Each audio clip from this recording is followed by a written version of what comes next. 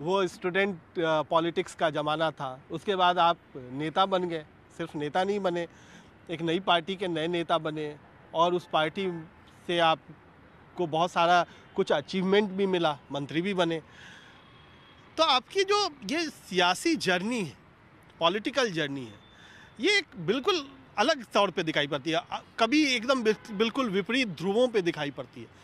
कभी आम आदमी पार्टी, बिल्कुल ध्रुव अलग है, केजरीवाल के राइट हैंड कपिल मिश्रा। कभी हम लोग कहते थे जब विधानसभा कवर करते थे तो राइट हैंड है कपिल मिश्रा, मतलब जो अरविंद केजरीवाल कहेंगे वो अगर बात समझनी हो तो कपिल मिश्रा की भाषा में सुनो। अब उन्हीं पे कट्टर विरोधी कपिल मिश्रा।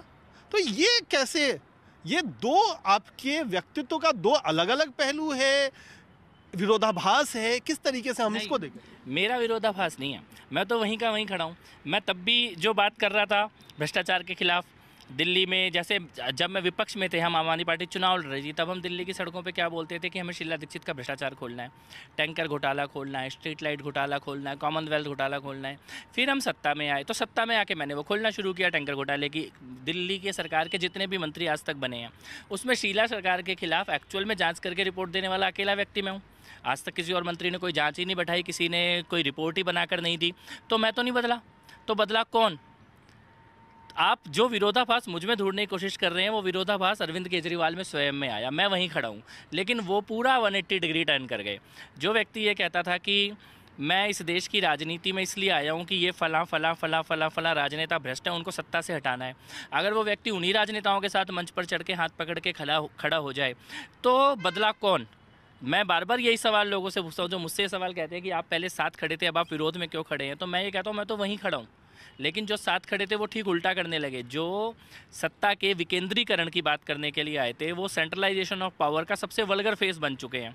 तो कपिल मिश्रा और दिल्ली के जितने भी और कपिल मिश्रा हैं जो कभी इंडिया अगेंस्ट करप्शन में खड़े थे, आम आदमी पार्टी बना के ये सोचते थे कि देश में वैकल्पिक राजनीति आएगी, उनको कहाँ खड़ा होना चाहिए? वो सब वहीं खड़े हैं जहाँ मैं खड़ा हूँ।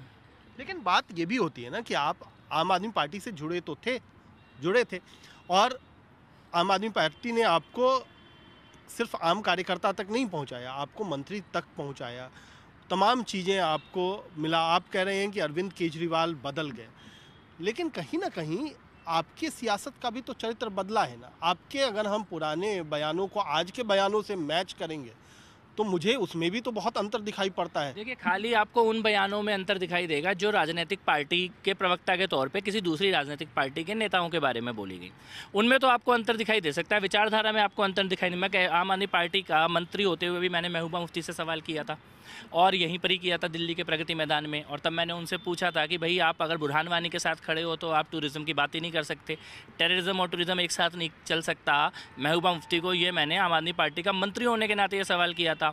श्रीनगर की NIT में तिरंगा फहराने से रोका जा रहा था, आम आदमी पार्टी का मंत्री होते हुए मैं वहाँ पर तिरंगा झंडा लेकर गया था। तो विचारधारा नहीं बदली।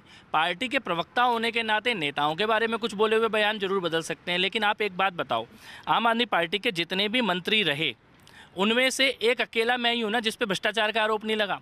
भाजपा ने तो नहीं लगाया, वो एक बात है। आम आदमी पार्टी से 5 साल से लड़ रहा हूँ, कुछ भी आरोप लगाओ, मेरे पे भ्रष्टाचार का आरोप तो नहीं लगा पाए। असली मुद्दा तो आम आदमी पार्टी में भ्रष्टाचार से लड़ना ही था ना। 2.5 साल उन्हीं की सरकार में मंत्री रह के उन्हीं से लड़ रहा हूँ, लेकिन मेरे पे कुछ भी आरोप लगा पाए हो। पर मेरी तो फाइलें भी वहीं पड़ी हैं ना, मुख्यमंत्री के दफ्तर में और मंत्रियों के दफ्तर में।